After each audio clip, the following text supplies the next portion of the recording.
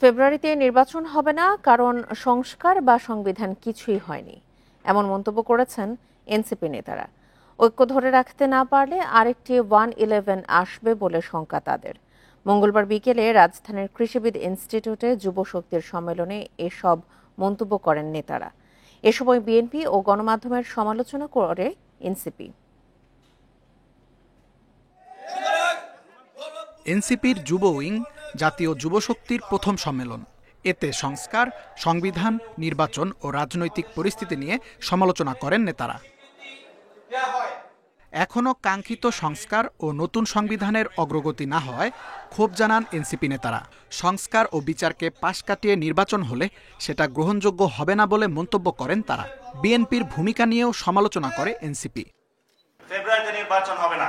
যদি ফেব্রুয়ারিতে নির্বাচন হয়, আমার যে ভাইরা শহীদ হয়েছিল, রক্ত দিয়েছিল সংস্কারের জন্য, একটি নতুন সংবিধানের জন্য, তাহলে কবরে গিয়ে তার লাশটা ফেরত দিতে হবে এই সরকারকে।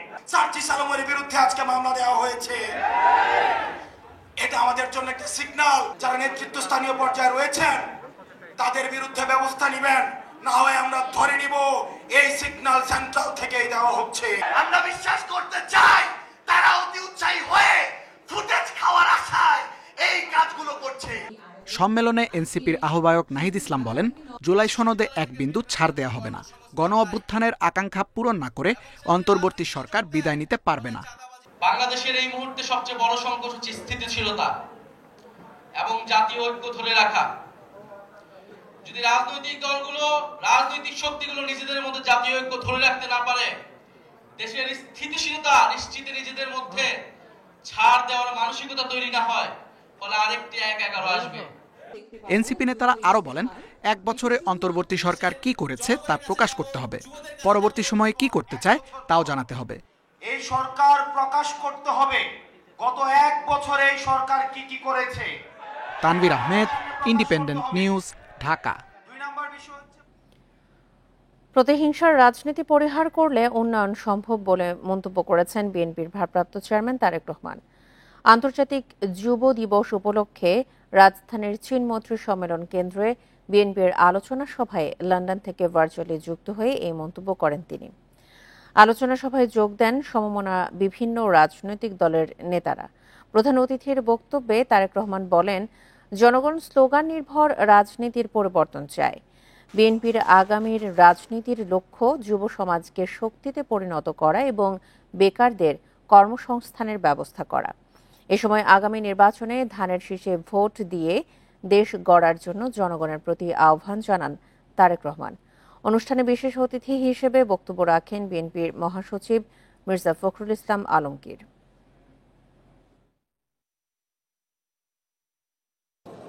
আগামী ফেব্রুয়ারি মাসে ইনশাআল্লাহ জাতীয় নির্বাচন অনুষ্ঠিত হবে।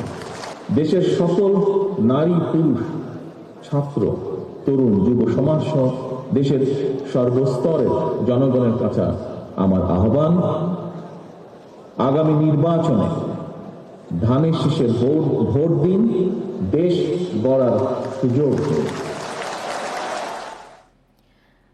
আগামী নির্বাচনে ভোট দিয়ে প্রবাসীরা নতুন অভিজ্ঞতা নেবেন বলে জানিয়েছেন প্রধান উপদেষ্টা অধ্যাপক মোহাম্মদ ইউনূস। মালয়েশিয়ায় প্রবাসীদের সাথে মত বিনিময়ে এ কথা জানান তিনি। বলেন, তার সরকার নির্বাচিত সংসদের হাতে ক্ষমতা হস্তান্তরে প্রস্তুত।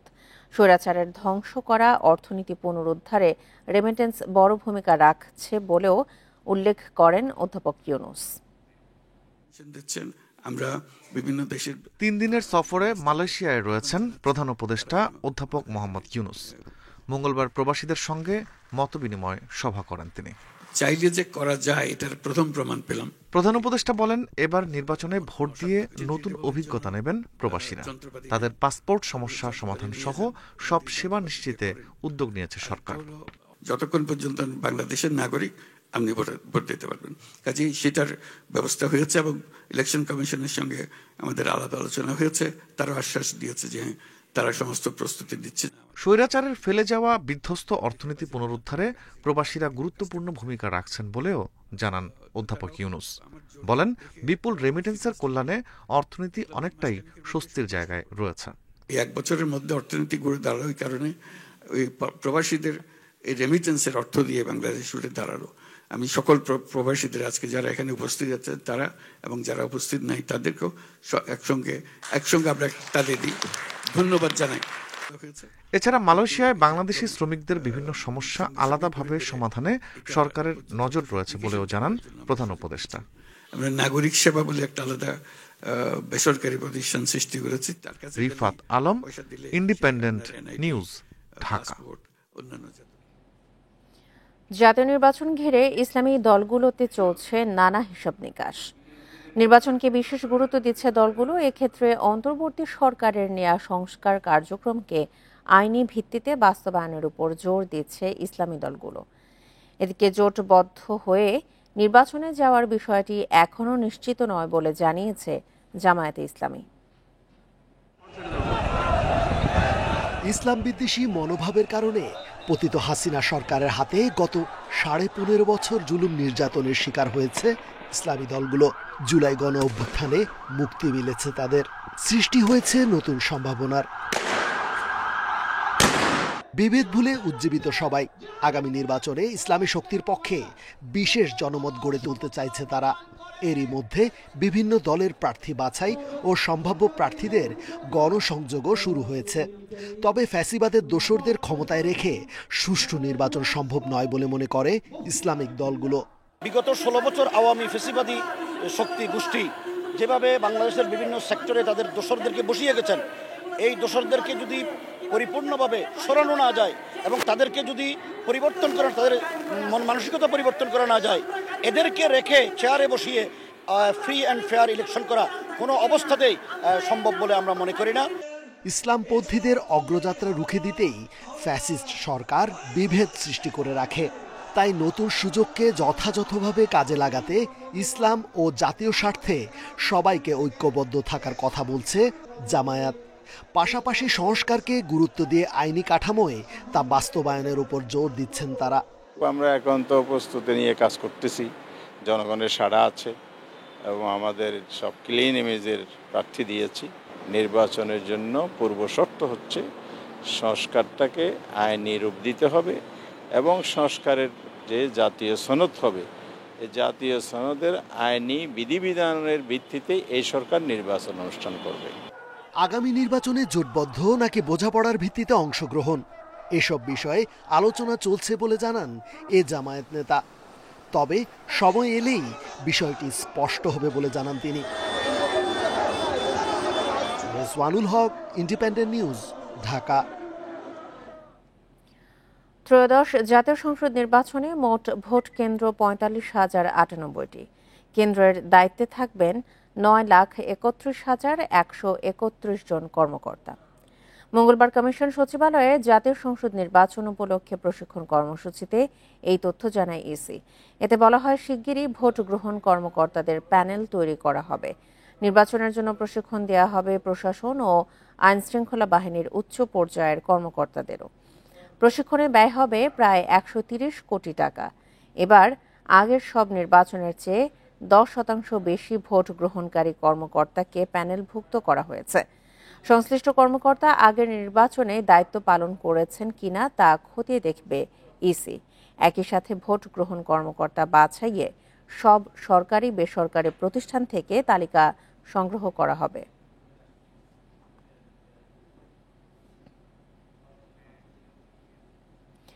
প্রতি মাসেই বাড়ছে ডেঙ্গুতে আক্রান্ত ও মৃত্যুর সংখ্যা। জুন মাসে মৃত্যু 19 জন হলেও জুলাইতে হয় 41 জনের, আর অগাস্টের এই কদিনেই মৃত্যুর সংখ্যা 20। ডেঙ্গুতে আক্রান্ত হয়ে এবছরের জানুয়ারি থেকে এখন পর্যন্ত হাসপাতালে ভর্তি রোগীর সংখ্যা 25,000, মৃত্যুও 100 ছাড়িয়েছে। এবছরের জুলাই মাসে মৃত্যু ও আক্রান্তের সংখ্যা রেকর্ড ছাড়ায়। বছরের সবচেয়ে বেশি ডেঙ্গুতে আক্রান্ত হয় গত মাসে, যা 10,684 জন, মৃত্যুও হয় 41 জনের। এর আগে জুন মাসে আক্রান্ত হয় 5,951 জন, মৃত্যু 19 জনের। আর চলতি আগস্ট মাসের এ কদিনেই মৃত্যু ও আক্রান্ত জুলাই মাসের প্রথম 10 দিনের প্রায় দ্বিগুণ। চিকিৎসকরা বলছেন সাধারণত মে থেকে জুন মাসে রোগী বাড়তে থাকে আর আগস্ট ও সেপ্টেম্বরে তা চূড়ায় পৌঁছায়। তাই সতর্ক থাকার পরামর্শ চিকিৎসকদের। প্রথম 7 মাস পার হয়ে গেছে, ইদানিং কিছু ডেঙ্গু পেশেন্ট পজিটিভ পাচ্ছি। এতদিন তো আমরা NS1 পজিটিভ কম পেতাম, এই মাসে এসে মনে হচ্ছে পজিটিভিটিটা একটু বেড়েছে। আর সিমটমগুলো অলমোস্ট আগের মতোই আছে, জ্বর, গায়ে ব্যথা, মাথা ব্যথা, পেটে ব্যথা এবং বমি, লুজ মোশন, কারো কারো ক্ষেত্রে কাশিও আছে। দেশে 2023 সালে ডেঙ্গু রোগে সবচেয়ে বেশি 3,21,179 জন মানুষ হাসপাতালে ভর্তি হন আর সবচেয়ে বেশি 1,705 জনের মৃত্যু হয় বছরটিতে। Buddhadeb Kundu, independent news, Dhaka. আওয়ামী লীগ নেতাকর্মীদের গেরিলা প্রশিক্ষণের ঘটনায় মেজর সাদিকুলের স্ত্রী সুমাইয়া জাফরিন আদালতে স্বীকারোক্তিমূলক জবানবন্দি দিয়েছেন। মঙ্গলবার ঢাকা মেট্রোপলিটন ম্যাজিস্ট্রেট আদালত তার জবানবন্দি রেকর্ড করে। এদিন রিমান্ড শেষে সুমাইয়া জাফরিনকে আদালতে হাজির করা হয়। এ সময় স্বেচ্ছায় জবানবন্দি দিতে সম্মত হন তিনি। পরে তাকে কারাগারে নেওয়া হয়। গত 7 অগস্ট তাকে রিমান্ডে নেয় পুলিশ। গত 8 জুলাই রাজধানীর বসুন্ধরা আবাসিকের একটি কনভেনশন সেন্টারে নিষিদ্ধ ছাত্রলীগ, আওয়ামী লীগ ও অবসরপ্রাপ্ত সরকারি কর্মকর্তাদের গোপন বৈঠক হয়। সেখানে দেশ অস্থিতিশীল করার ষড়যন্ত্রের অভিযোগ মেজর সাদিকুল ও তার স্ত্রীর বিরুদ্ধে। আওয়ামী লীগ কর্মীদের গেরিলা প্রশিক্ষণের অভিযোগও তোলা হয় মামলার এজাহারে।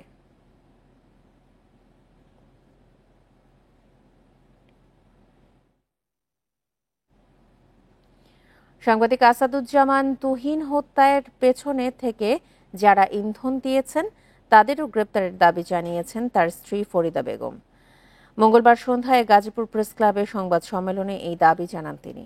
মামলার বাদী, সব সাক্ষী ও দৈনিক প্রতিদিনের কাগজের সম্পাদক খায়রুল আলম রফিক সহ পরিবারের নিরাপত্তা দেওয়ার আহ্বানও জানান ফরিদা বেগম।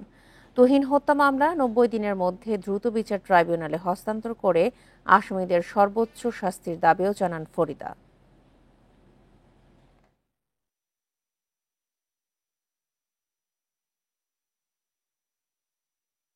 যে হত্যাকাণ্ডের সাথে যারা পেছনে ইন্ধন দিয়েছে এবং টাকা খরচ করে ভাড়াটিয়া কিলার দিয়ে আমার স্বামীকে হত্যা করেছেন তাদের দ্রুত গ্রেফতার করতে হবে। সরকারের কাছে বিনীত অনুরোধ, সাংবাদিক তুহিন হত্যাকাণ্ডের মামলা 90 দিনের মধ্যে দ্রুত বিচার ট্রাইব্যুনালে হস্তান্তর করে সর্বোচ্চ শাস্তির কার্যক্রম সম্পূর্ণ করতে হবে। পাম অয়েলের দাম কমলো প্রতি লিটারে 19 টাকা। এখন থেকে পাম অয়েল বিক্রি হবে 150 টাকা লিটারে। আন্তর্জাতিক বাজারে দাম কমায় স্থানীয় বাজারেও এই দাম সমন্বয় করা হয়। মঙ্গলবার বাণিজ্য মন্ত্রণালয়ে আয়োজিত সংবাদ সম্মেলনে পাম অয়েলের নতুন দাম ঘোষণা করেন বাণিজ্য সচিব Mahbubur Rahman. Trade and tariff commission ভোজ্য তেলের আন্তর্জাতিক ও স্থানীয় বাজারের সরবরাহ ও চাহিদা পর্যবেক্ষণ করে। সম্প্রতি আন্তর্জাতিক বাজারে পাম অয়েলের দাম কমতে থাকায় কমিশনের সুপারিশে প্রতি লিটারে খোলা পাম অয়েলের দাম 169 টাকা থেকে কমিয়ে 150 টাকা করা হয়েছে। তবে সয়াবিন তেল আগের মতোই প্রতি লিটার 189 টাকায় বিক্রি হবে।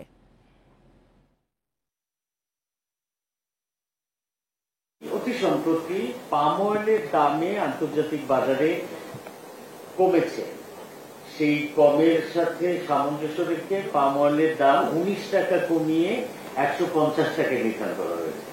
কিন্তু আন্তর্জাতিক বাজারে সয়াবিন এবং সয়াবিনের কাঁচামাল CDSO এটার মূল্য অপরিবর্তিত থাকায় সয়াবিন তেলের দাম কমানো সম্ভব হয় নাই। গেল বছরের চেয়ে $16.5% বাড়িয়ে চলতি অর্থ বছরের জন্য $63 বিলিয়ন রপ্তানি আয়ের লক্ষ্য ঠিক করেছে সরকার। মঙ্গলবার সচিবালয়ের সংবাদ সম্মেলনে এই তথ্য জানান বাণিজ্য উপদেষ্টা। এ সময় তিনি জানান, যুক্তরাষ্ট্রের পাল্টা শুল্ক 15% নামিয়ে আনার চেষ্টা চলছে। বাণিজ্য ঘাটতি কমাতে পদক্ষেপ নেয় আশাবাদী সরকার। গেল অর্থবছরে দেশের পণ্য ও সেবা রপ্তানির লক্ষ্য ধরা হয়েছিল $57 বিলিয়ন। বছরের ব্যবধানে তা $6 বিলিয়ন বাড়িয়ে এবার ধরা হয়েছে $63 বিলিয়ন। এর মধ্যে সেবা খাতে রপ্তানির লক্ষ্যমাত্রা ধরা হয়েছে $16.5 বিলিয়ন। এই ঘোষণার পরে প্রেস লিস্টে দেওয়া হবে। সচিবালয়ে সংবাদ সম্মেলনে বিজিএমইএ ও বিকেএমইএ এর প্রতিনিধিরা জানান, জ্বালানি সংকট, আইন শৃঙ্খলা পরিস্থিতির উন্নতি সহ ব্যাংক ঋণের সুদ হার কমানো গেলে পোশাক খাতের রপ্তানি লক্ষ্য অর্জন সম্ভব হবে। যে আমরা হয়তো এর চেয়ে বেশি করার সুযোগ আমাদের সামনে আসবে, কিন্তু সেই সুযোগগুলি নিতে গেলে আমাদের আবার আমি মাননীয় উপদেষ্টা মহোদয়কে অনুরোধ করব, আমাদের দেশীয় পর্যায়ে বেশ কিছু সংকট আমাদের প্রতিনিয়ত মোকাবেলা করতে হয়। সেই সংকটগুলি যদি ওনারা অ্যাড্রেস করেন তাহলে আমার আমি খুব নিশ্চিন্তে বলতে পারি এর চেয়ে বেশি আমরা করতে পারবো ইনশাআল্লাহ। এ সময় বাণিজ্য উপদেষ্টা জানান, যুক্তরাষ্ট্রের 20% পাল্টা শুল্ক আরও কমিয়ে আনার চেষ্টা করা হচ্ছে। আলোচনা এখনো চলমান। এছাড়া অশুল্ক বাধা দূর করার বিষয়েও সচেষ্ট আছে সরকার। ছাড় দেওয়ার ক্ষেত্রে আমাদের নিজস্ব অর্থনীতির সক্ষমতাকে কোনোভাবেই আমরা ক্ষতিগ্রস্ত করিনি এবং সে ব্যাপারে আমরা যথেষ্ট সংবেদনশীল ছিলাম এবং পরিশেষে আমরা আশা করি যে এর বিনিময়ে আমরা আমাদের বাণিজ্য ঘাটতি তাৎপর্যপূর্ণভাবে হ্রাস করে নিয়ে আসতে পারব। তিনি আরও জানান, বাণিজ্য ইস্যুতে দ্বিপাক্ষিক আলোচনার জন্য ভারতকে চিঠি দেয়া হয়েছে, তবে এখনো কোনো সাড়া পাওয়া যায়নি। প্রয়োজনীয় যতটুকু সংবেদনশীলতার সাথে এটাকে অ্যাড্রেস করা দরকার আমরা সেটা করছি, বাট অফকোর্স এটা ওনাদের পার্টিসিপেশনের উপরে নির্ভর করে, শুধু আমাদের একার সিদ্ধান্ত এটা হবে না। স্থানীয় বাজারে সরবরাহ বাড়াতে পেঁয়াজ আমদানির কথা ভাবা হচ্ছে জানিয়ে তিনি বলেন, যেখান থেকে কম দামে পাওয়া যাবে সেখান থেকেই আনা হবে। ইফাতারা, ইন্ডিপেন্ডেন্ট নিউজ। দেশের অর্থনীতি এখন আর সংকটে নেই, বরং স্বস্তিকর অবস্থানে রয়েছে বলে মন্তব্য করেছেন অর্থ উপদেষ্টা ডক্টর সালেউদ্দিন আহমেদ। মঙ্গলবার সচিবালয়ে আয়োজিত এক সংবাদ সম্মেলনে সার্বিক অর্থনৈতিক পরিস্থিতি তুলে ধরে তিনি এই কথা বলেন। পাচার হওয়া অর্থ ফেরত আনার বিষয়ে অগ্রগতি হয়েছে বলেও জানান অর্থ উপদেষ্টা। গেল বছরের ৮ আগস্ট অভ্যুত্থান পরবর্তী দেশ পরিচালনার দায়িত্ব নেয় অন্তর্বর্তী সরকার। এক বছরে কেমন চলল অর্থনীতি সেই তথ্য জানাতেই এ সংবাদ সম্মেলন। অর্থ উপদেষ্টা জানালেন, 14 থেকে মূল্যস্ফীতি 8.5% নামানো বড় সফলতা। রমজানের বাজারে স্বস্তি, জ্বালানি খাতের বকেয়া পরিশোধের পাশাপাশি ধসে পড়া ব্যাংকিং খাতের সংস্কার অন্যতম অর্জন অন্তর্বর্তী সরকারের। মূল্যস্ফীতি প্রায় 14% ছিল জুলাই মাসে, এখন 8.55 মতো, অতএব মোটামুটি প্রায় 6% পয়েন্ট কমে গেছে। আমরা আশা করছি এই জুনের মধ্যে 6 হবে। তিনি বলেন, দায়িত্ব নেয়ার পরপরই পাচার হওয়া অর্থ ফেরত আনায় তৎপর ছিল সরকার। তবে এই উদ্যোগের সফলতা নির্ভর করবে রাজনৈতিক সরকারের সদিচ্ছার উপর। কারা করেছে ওটা আইডেন্টিফাই করা হয়েছে, এটা একটা অগ্রগতি। সেকেন্ড হলো কোন কোন জায়গায় দিয়েছে সেটাও কিন্তু অনেকটা আইডেন্টিফাই করা হয়েছে, আপনারা নিজেরা দেখেছেন। থার্ড হলো এখন এটা আনার জন্য এটা অলরেডি হয়েছে, বেশ কতগুলো MLAs হয়েছে। তবে সমালোচনা হয়েছে এনবিআর এর অসন্তোষ ও বেশ কিছু কর্মকর্তার বাধ্যতামূলক অবসর নিয়ে। সংবাদ সম্মেলনে করদাতাদের হয়রানির বিষয়ে জানতে চাইলে এনবিআর চেয়ারম্যান বলেন, রিটার্নে সঠিক তথ্য পূরণের জন্যই সতর্ক করেছে রাজস্ব বোর্ড। জিরো রিটার্ন দিতে হয় এবং সেখানে সব কলাম জিরো ফিল আপ করে রিটার্ন সাবমিট করে দেয়। এটা কিন্তু বিপজ্জনক। সেই কথাটাই আমরা ট্যাক্স পেয়ারদেরকে জানিয়ে দিয়েছি যে আসলে এটা হলে পরবর্তীতে যখন আপনাদের কেসটা অডিটেড করবে বা আপনাকে অ্যাসেসমেন্ট করবে, আপনি কিন্তু কোনো জবাব দিতে পারবেন না, কারণ আপনি সব তথ্যই মিথ্যা দিয়েছেন। সংবাদ সম্মেলনে জানানো হয়, রাজস্ব আদায় বৃদ্ধি, শিল্প উৎপাদনের ধারাবাহিকতা বজায় রাখা ও বিনিয়োগ বান্ধব পরিবেশ গড়ে তোলা আগামীতে বড় challenge. Hasib Mahmud Shah, independent news, Dhaka. লক্ষ্মীপুরে স্থানীয়দের উদ্যোগে শুরু হয়েছে ভুলা নদী খনন। এই জন্য অর্থায়ন করছেন স্থানীয় বাসিন্দারা। তবে পুরো নদীর খনন কাজ শেষ করতে সরকারের সহায়তা চান তারা। এমন উদ্যোগে প্রশংসা জানিয়ে পানি উন্নয়ন বোর্ড বলছে, মৃতপ্রায় এই নদীর দখল ও জলাবদ্ধতা নিরসনের বিষয়ে প্রকল্প প্রস্তাবনা পাঠানো হয়েছে ঢাকায়। নদীর কোথাও পলি জমে ভরাট হয়ে গেছে, কোথাও আবার অবৈধ বাঁধ দিয়ে বাধাগ্রস্ত করা হয়েছে নদীর স্বাভাবিক পানি প্রবাহ। প্রায় 20 বছর ধরে অনেকটা মৃত প্রায় লক্ষ্মীপুরের রামগতির ভুলুয়া নদী। ৭৬ কিলোমিটার দীর্ঘ নদীটির পানি প্রবাহ বাধাগ্রস্ত, তাই বৃষ্টি ও অস্বাভাবিক জোয়ারের পানিতে দুর্ভোগ পোহাতে হয় ২০ এলাকার কয়েক লাখ মানুষকে। ব্যাহত হয় চাষাবাদও। ভোগান্তি এড়াতে সরকারের সহায়তা ছাড়াই নিজ উদ্যোগে ও অর্থায়নে নদী খননের কাজ শুরু করে স্থানীয়রা।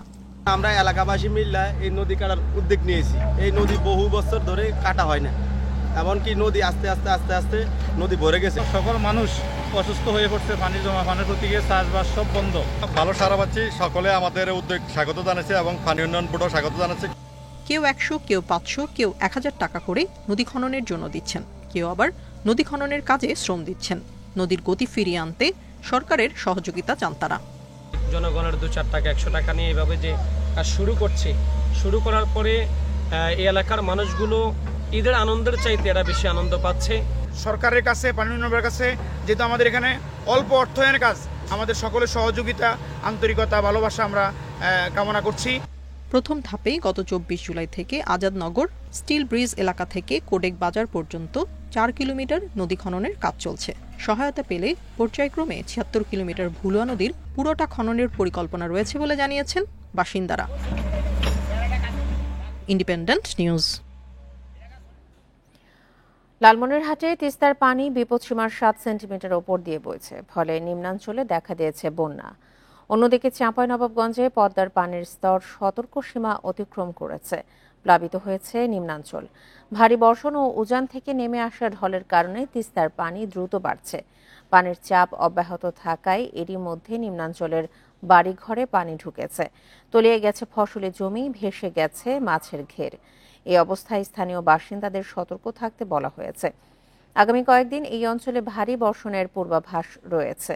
এদিকে চাঁপাইনবাবগঞ্জের সকাল থেকে ভারী বৃষ্টি অব্যাহত থাকায় বেড়েছে পদ্মার পানি। পানিবন্দী হয়ে পড়েছে চরাঞ্চলের ১০,০০০-এর বেশি মানুষ।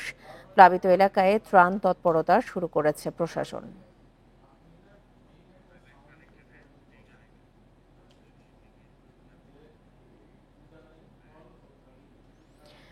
পানি বৃদ্ধির আরো খবর জানাতে এই মুহূর্তে চাঁপাইনবাবগঞ্জ ও লালমনিরহাট থেকে যোগ দিচ্ছেন আমাদের সহকর্মীরা। শুরুতেই যাচ্ছি চাঁপাইনবাবগঞ্জে, জানাবেন সহকর্মী ফয়সাল মাহমুদ।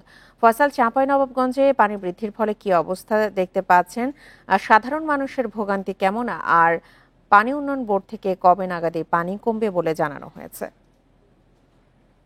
দেখুন, চাঁপাইনবাবগঞ্জে ৩টি নদী রয়েছে, পদ্মা, মহানন্দা এবং পুনর্ভবা। ৩টি নদীতে আসলে ধারাবাহিকভাবে পানি বাড়ছে। আমরা যেটা দেখেছি, এর মধ্যে সবচেয়ে বেশি পানি বৃদ্ধি পাচ্ছে পদ্মা নদীতে। এটি মূলত ভারত থেকে যে গঙ্গা অববাহিকা রয়েছে, সেই গঙ্গা অববাহিকার নদী পদ্মা, সেই পদ্মা নদীতে আসলে পানি বৃদ্ধির হারটা সবচেয়ে বেশি। এবং এরই মধ্যে পানি বৃদ্ধি, পানির যে স্তর, অর্থাৎ পানির যে সমতল বলা হয়, সেই সমতল সতর্ক সীমা অতিক্রম করেছে, এমনটাই আমাদেরকে জানানো হয়েছে পানি উন্নয়ন বোর্ডের পক্ষ থেকে। আসলে পানি উন্নয়ন বোর্ডের পক্ষ থেকে যেটি বলছে যে বিপদ সীমা নির্ধারণ করা হয় পদ্মা নদী বা অন্যান্য নদী, সেই নদীর আসলে পানির স্তর যদি ৫০ সেন্টিমিটার, বিপদ সীমা যদি ৫০ সেন্টিমিটারের মধ্যে থাকে, সেটিকে সতর্ক সীমা বলা হয়। তো আমরা যেটা দেখেছি যে পদ্মা নদীতে আসলে বিপদ সীমার ৩৫ সেন্টিমিটার নিচ দিয়ে পদ্মার পানি প্রবাহিত হচ্ছে, অর্থাৎ এটি সতর্ক সীমার মধ্যে রয়েছে।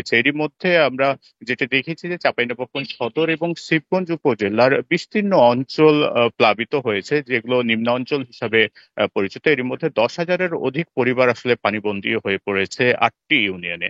এবং এই ইউনিয়নগুলো আসলে মূলত পদ্মা নদীর যে তীরবর্তী ইউনিয়ন, সেই ইউনিয়নগুলো, এবং এগুলো মূলত নিম্নাঞ্চলের ইউনিয়ন বলেই পরিচিত।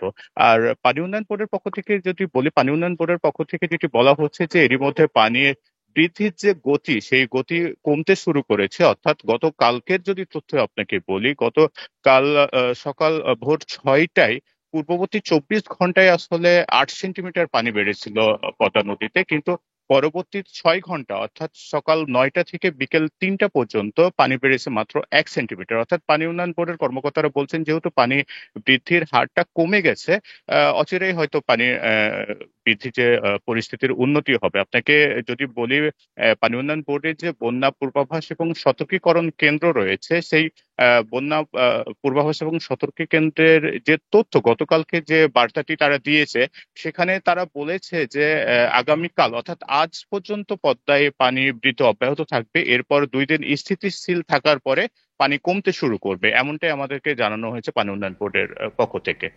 ফয়সাল, আপনি আমাদের সঙ্গে থাকুন। এবার আমরা যাচ্ছি লালমনিরহাটে, সেখান থেকে জানাবেন আমাদের সহকর্মী মাহফুজ রহমান।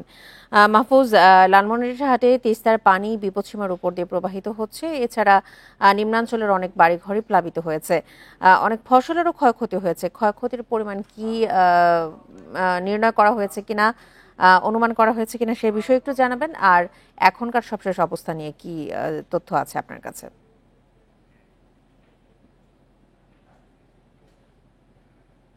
উজানের ঢলে কিন্তু কিছুদিন পরই কিন্তু লালমনিরহাটের তিস্তার পানি বেড়ে যাচ্ছে।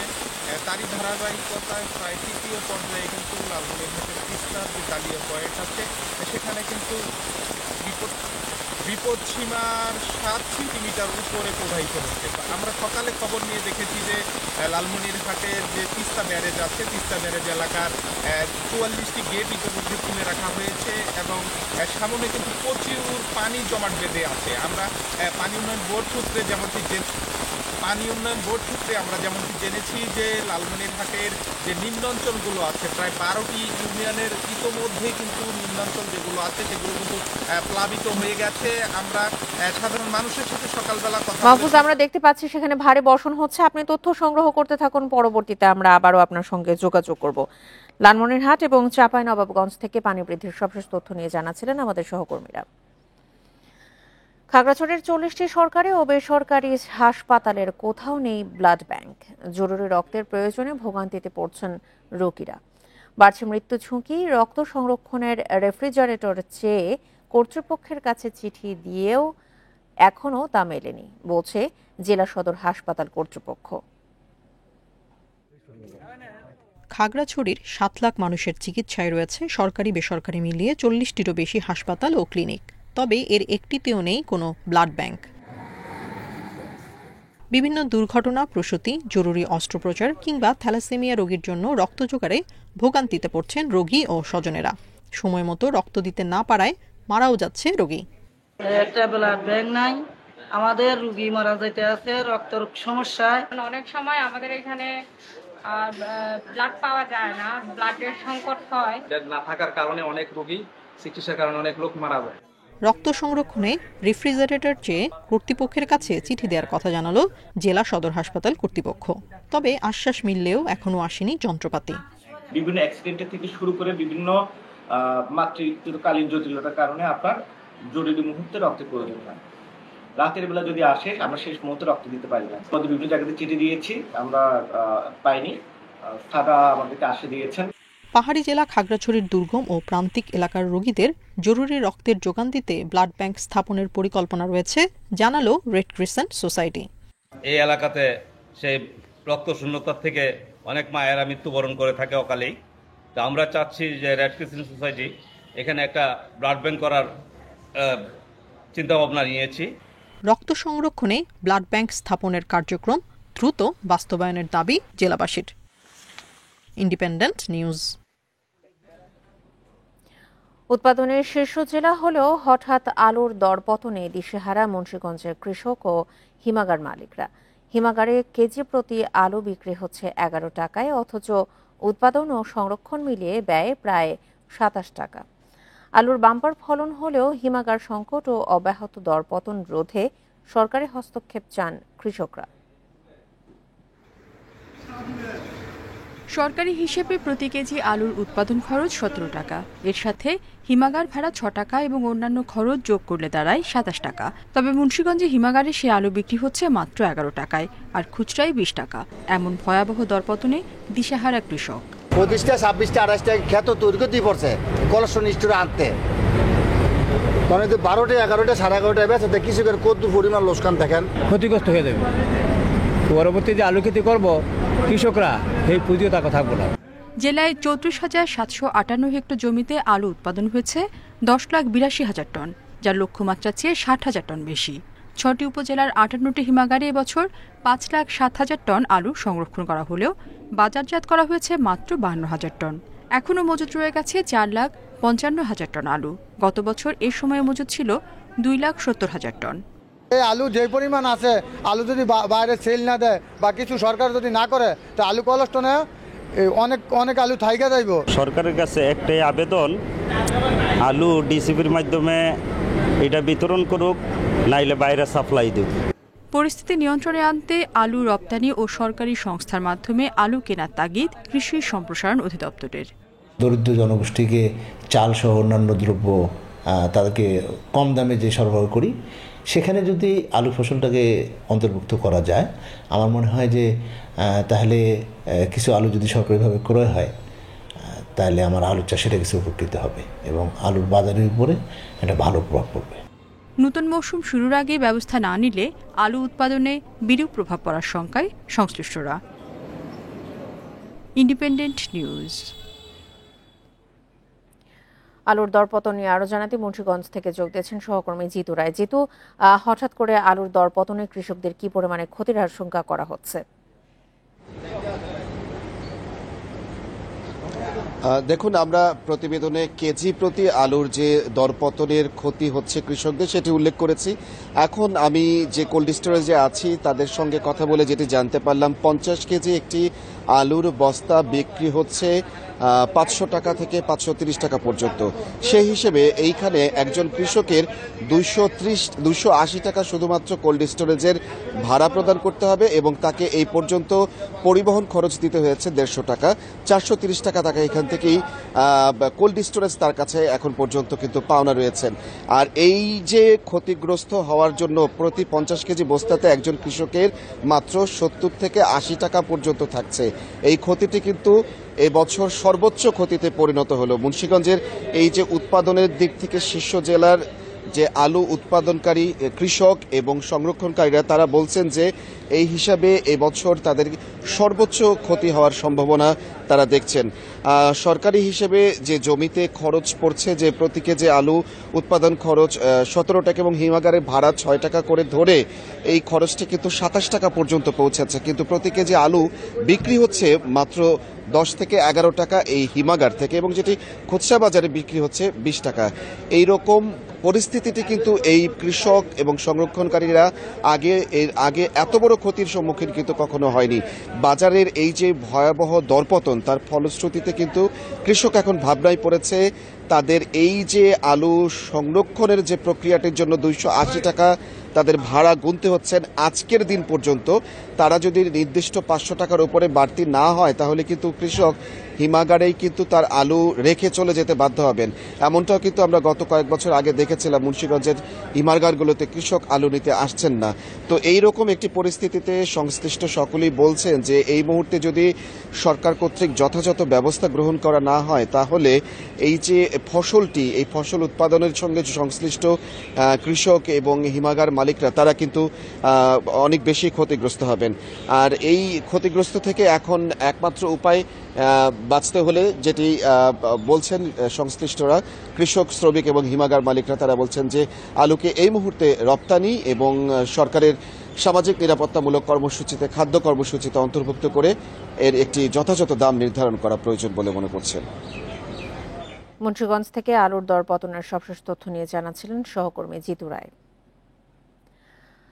পানের দাম কমায় লোকসানের মুখে দিনাজপুরের চাষিরা। গত বছরের তুলনায় 3 ভাগের 1 ভাগ দামও মিলছে না। চাষিরা বলছেন সুপারির দাম বাড়ায় ক্রেতা কমেছে পানের। লোকসান ঠেকাতে প্রণোদনা ও রপ্তানির উদ্যোগ নেওয়ার আহ্বান তাদের। বংশ পরম্পরায় পান চাষ করে আসছেন দিনাজপুরের অনেক চাষি। আগে পান চাষের লাভ হলেও এবারের চিত্র ভিন্ন। চাষিরা বলছেন গত বছর 1 পোয়া পান 2000 টাকায় বিক্রি হলেও এবছর দাম নেমেছে 800 টাকায়। অন্যদিকে বাঁশ, সুতলি সহ পান চাষের অন্যান্য উপকরণ ও সার কীটনাশকের দাম বেড়েছে। পানের দাম অনেক কম, কিন্তু আমরা নিয়ে যাতে বিক্রি করবো আমাদের ডেভেলপ হচ্ছে না। আপনার ফুল টুল এগুলা যেগুলা কিনতে যাচ্ছি এগুলার দাম ধরেন অনেক টাকা লাগতেছে। পাইকারি ব্যবসায়ীরা বলছেন এবছর সুপারির দাম বাড়ায় বিক্রি কমেছে পানের, এতেই গুনতে হচ্ছে লোকসান। পান নিয়ে আসলে পরে কোনো দামই থাকে না, পাইকার ভিড়ে না। 2000 পান 500 টাকা দাম বলে। সুপারির দাম বেশি হওয়ার কারণে সঠিক পরিমাণে সুপারিও মনে করেন দিতে পারছে না এবং দোকানে সেলও সেরকম হচ্ছে না। এই সেল কম হওয়ার কারণে ওই যেমন সাধারণ দোকানদারেরাও পান কম কিনতেছে। ক্ষতি পুষিয়ে নিতে আর্থিক প্রণোদনা ও পান রপ্তানির দাবি জানিয়েছেন চাষিরা। এ বিষয়ে পদক্ষেপ নেওয়ার আশ্বাসও দিয়েছে কৃষি বিভাগ। বিগত বছরের তুলনায় এবার পান চাষে কিছুটা দাম কম পাওয়াতে তারা প্রত্যাশা রেখেছেন যে সরকারি যদি সহায়তা পাওয়া যায় তাহলে এই ফসলটির চাষ আরো দিনে দিনে সম্প্রসারিত হবে এবং তারা জাতীয়ভাবে অবদান রাখতে সক্ষম হবে। দিনাজপুরে এবছর পান চাষ হয়েছে 210 একর জমিতে। Independent news. এছাড়া এখনকার মতো ইন্ডিপেন্ডেন্ট সংবাদে এছাড়া ইন্ডিপেন্ডেন্ট টেলিভিশনের সব খবর আরো বিস্তারিত জানতে চোখ রাখুন ফেসবুক, ইউটিউব এবং এক্সে। ধন্যবাদ সবাইকে।